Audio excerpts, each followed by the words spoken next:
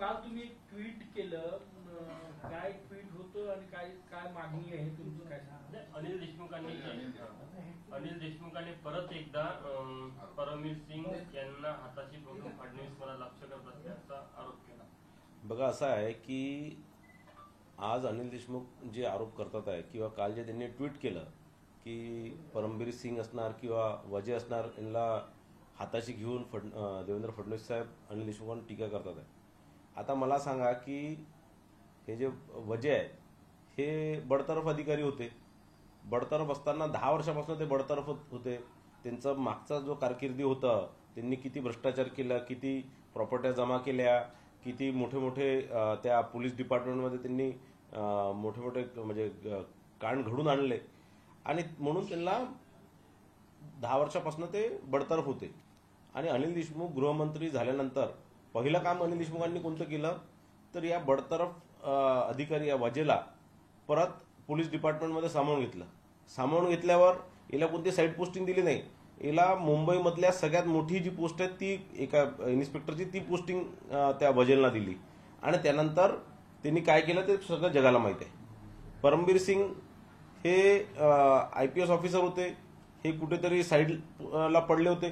त्यांना अनिल देशमुख गृहमंत्री झाल्यावर सगळ्यात पहिले परमवीर सिंगला यांनी मुंबईचा आयुक्त केलं, पोलीस कमिशनर केलं. आणि मग या दोघांच्या भरोश्यावर यांनी जे परमवीर सिंगला सांगून किंवा वजेंच्या माध्यमातून करोडो रुपये जमा केले. आज हे जे ज्या बडतर्फ अधिकारी ज्यांना यांनी स्वतः घेतलं, ज्यांना यांनी स्वतः कमिशनर केलं, त्या सगळे लोक आज कसे देवेंद्र फडणवीसांचे झाले हे मला कळत नाही. तुम्ही बोलले की नार्को टेस्टला था किंवा हे आरोप खरे आहे याबद्दल नाही, मला असं वाटतं की अनिल देशमुख ज्या प्रकारे आरोप करतात अनिल देशमुखांचीच नार्को टेस्ट झाली पाहिजे. ज्याप्रमाणे वजेंनी सांगितलं की माझी नार्को टेस्ट करा आणि सगळंच खरं बाहेर येणार, सगळं जे आलंय. याच्या आधी तेलगी जे प्रकरण झालं होतं त्याआधी मोठ्या प्रमाणात नार्को टेस्टमध्ये मोठ्या मोठ्या लोकांचे नावं आले होते.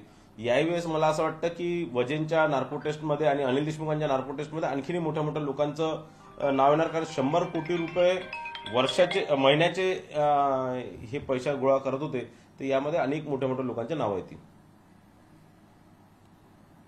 अनिल देशमुख कुठेतरी राजकीय आता या सगळ्या गोष्टीला जाणीवपूर्वक राजकारण निवडणुका डोळ्यासमोर ठेवून फडणवीसांना लक्ष करत आहे.